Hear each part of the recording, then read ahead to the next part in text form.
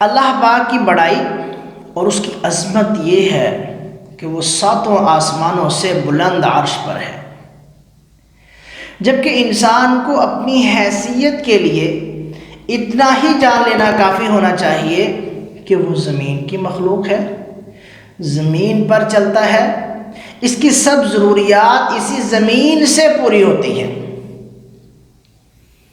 لیکن وہ اللہ زمین کی مخلوق کے لیے آسمان سے پانی اتارتا ہے، اسی زمین کی مخلوق کو آسمان جیسی نعمت عطا کرتا ہے۔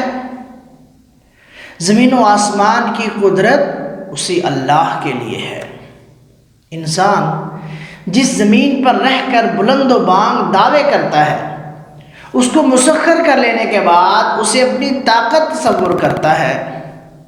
اس انسان کو ذرا سوچنا چاہیے کہ اگر یہ پہاڑ اپنی جگہ سے سرک جائے تو کیا انسان میں اتنی طاقت ہے کہ ان کو روک سکے؟ اگر آسمان سے ستاروں کی بارش برسنا شروع ہو جائے تو کیا یہ انسان اتنی قدرت رکھتا ہے کہ اس پر قابو پا لے؟ اگر سمندر اپنی حدود سے باہر نکل آئے تو کیا انسان میں اتنی طاقت اور قدرت ہے کہ وہ خود کو بچا سکے؟ ایسے حالات میں انسان کو صرف اسی ایک ذات کا خیال آتا ہے جس میں ان تمام آفات سے محفوظ رکھنے کی طاقت ہے۔ زمین و آسمان میں ہر شے اللہ پاک کے حکم سے روا ہے۔ انسان کے پاس اختیار تو ہے، لیکن بہت کم اور بہت تھوڑا، وہ بھی صرف اللہ کے حکم سے ہے۔ ساری کائنات اور اس میں موجود ہر شے اللہ پاک کے قبضہ، اللہ پاک کے اختیار اور اسی کے قابو میں ہے۔ یہ پہاڑ اگر ٹھہرے ہوئے ہیں تو اسی کے حکم سے ہیں، یہ ندیاں اگر بہہ رہی ہیں تو اسی کے اذن سے ہیں، یہ سمندر اگر اپنی حد میں قائم ہے تو اس اللہ کے حکم سے ہے، یہ زمین اگر اپنی حدود میں مقید ہے اور یہ آسمان اگر قیام کیے ہوئے ہے تو یہ صرف اللہ پاک کی قوت سے ہے، کیونکہ طاقت کا سرچشمہ اللہ پاک کی ذات ہے۔ اور ہر شے خواہ وہ چھوٹی ہے یا بڑی اس کی نگاہ میں ہے، اس کے احاطے، اس کے قبضہ اور اس کی مشیت میں ہے۔ بس انسان با اختیار ہو کر بھی بے اختیار ہے۔ انسان اپنے اختیار میں بھی اللہ پاک کا محتاج ہے۔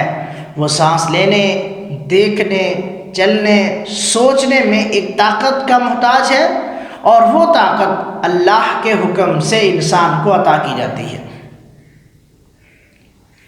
آسمان کی وسعتوں کو تخیل میں لا کر زمین کی طرف دیکھیں تو انسان کو اپنا آپ، اپنی حقیقت اتنی چھوٹی اور حقیر محسوس ہوگی، اور پھر انسان اس حقیقت تک بھی پہنچ جائے گا کہ کائنات کے مدار میں آنے والی کتنی چیزیں ہیں جو اس کی رسائی تک نہیں۔ سب اللہ پاک کی ملک میں ہے۔ اللہ پاک عظیم ترین مقام پر ہو کر بھی اپنی اس حقیر ذات کو نہیں بولتا، اس کی دعائیں سنتا ہے، اس کے آنسوؤں کو دیکھتا ہے، اس کے دکھوں کو سمیٹتا ہے۔ کوئی اتنا مہربان ہو ہی نہیں سکتا جتنا وہ اللہ مہربان ہے۔ وہ مالک ارض و سما ہو کر بھی بندوں پر مہربان رہتا ہے، وہ عظیم ہو کر بھی اس حقیر سے محبت کرتا ہے، وہ بلند ہو کر بھی ان پستی والوں کو نہیں بھولتا۔ وہ اللہ سب کچھ دیکھ رہا ہے، سب جانتا ہے۔ تمہارا آسمان کی جانب نگاہ بلند کر کے دیکھنا، تمہارا دل میں اسے یاد رکھنا، یہ بھی اللہ پاک کے علم میں ہے۔ اس کی محبت میں بہنے والے آنسوؤں سے بھی وہ باخبر ہے۔ اس سے بڑھ کر نہ کسی کی دوستی ہے، نہ کسی کی محبت۔ سب سے بڑھ کر وفا اور محبت کرنے والا وہ اللہ ہے۔ اے انسان، غموں کو بھول جا، اس کے احسان اور محبت کو یاد رکھ۔